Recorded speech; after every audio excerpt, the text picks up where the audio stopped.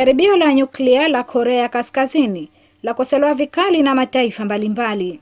Shirika linalopigania maslahi ya wauza silaha Marekani wapinga mpango wa Rais Obama wa sheria kali ya umiliki wa silaha. Na wanamgambo wa dola ya Kiislamu IS wapoteza 30% ya maeneo waliokuwa wakiadhibiti nchini Syria na Iraq. Taarifa zaidi na Usimusa. Korea ya Kaskazini imesema imefanikiwa kufanya jaribio la bomu la atomiki ambalo ni hatua moja kubwa kuelekea bomu kamili la kinyuklia. Habari hizo zimetangazwa na msemaji wa serikali kupitia televisheni ya nchi hiyo. Marekani, Korea Kusini na Japani zimelaani kitendo hicho, wakati Jamhuri ya Watu wa China kupitia shirika la habari la nchi hiyo Xinhua limesema jaribio hilo linakaribia lengo la kutengeneza bomu la kinyuklia. Baraza la Usalama la Umoja wa Mataifa litakutana kwa dharura hii leo kuzungumzia swala hilo. Hata hivyo, Marekani inatilia shaka kama maelezo yaliyotolewa na Korea Kaskazini ni sahihi. Msemaji wa Baraza la Usalama wa Taifa amesema mjini Washington kwa sasa hawawezi kuthibitisha habari hizo.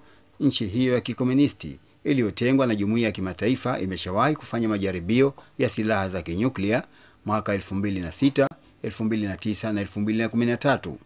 Kila jaribio la kinyuklia hupelekea Baraza la Usalama la Umoja wa Mataifa kuiwekea vikwazo zaidi serikali ya Korea Kaskazini. Mjini Washington, shirika linalopigania maslahi ya wauza silaha nchini Marekani, National Rifle Association NRA, na wanasiasa mashuhuri wa kihafidhina Republican wamekosoa mipango ya Rais Barack Obama ya kuzidisha makali ya sheria za kumiliki silaha aliyoitangaza jana. Mwakilishi mmoja wa NRA amesema hatua za Rais Obama zinakiuka madaraka yake na zimelengwa kuwabebesha dhamana wanaomiliki silaha. Wawakilishi wa chama cha Republican katika bunge la Marekani Congress wanaitaja hatua hiyo ya Rais Obama kuwa inakwenda kinyume na katiba. Sawa na wabunge hao, shirika la NRA pia limeamua kupeleka malalamiko yao mahakamani. Wagombea wa kiti cha urais kutoka chama cha Republican, Jeb Bush na Ted Cruz, wanapinga moja kwa moja hatua za Rais Obama kutokana na upinzani wa bunge la Marekani Congress.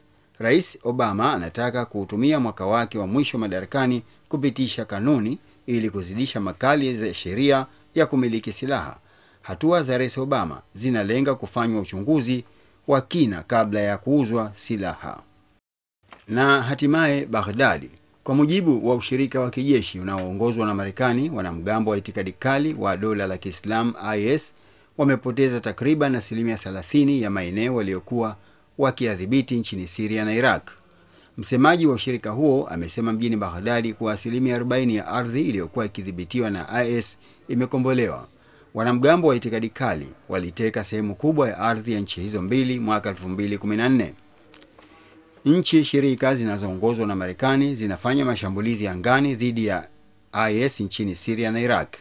Kaskazini mwa Iraq, wanamgambo wa Kikurdi Peshmerga wanapigana na IS, na katika sehemu nyingine za nchi hiyo wanajeshi wa Iraq na wanamgambo wa Kishia wanapigana dhidi ya IS.